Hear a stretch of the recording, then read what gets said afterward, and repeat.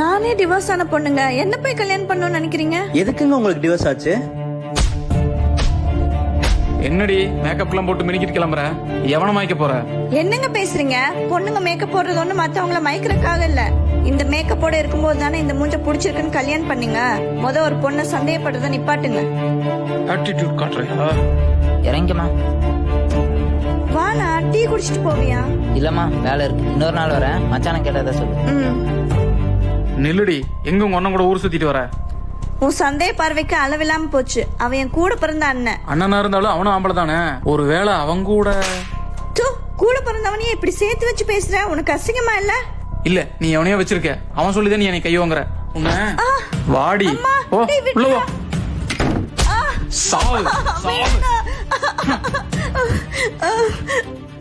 இல்ல, என்னால முடியல. ஒரு குடிகாரன் கூட கூட குடும்பம் நடத்திடலாம், ஒரு சந்தேக பேரழி கூட என்னால இருக்க முடியல.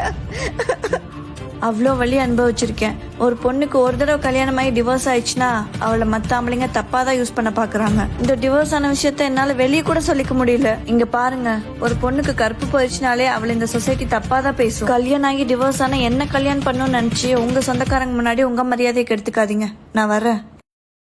ஒரு பொண்ணுக்கு டிவோர்ஸ் ஆயிடுச்சுன்னா வாழ்க்கை அவ்வளவுதானே இல்லங்க. சொந்தக்காரங்களுக்காகவோ சொசைட்டிக்காகவோ இந்த வாழ்க்கை இல்லங்க. இந்த வாழ்க்கை நமக்கானது, நம்ம தான் வாழணும்.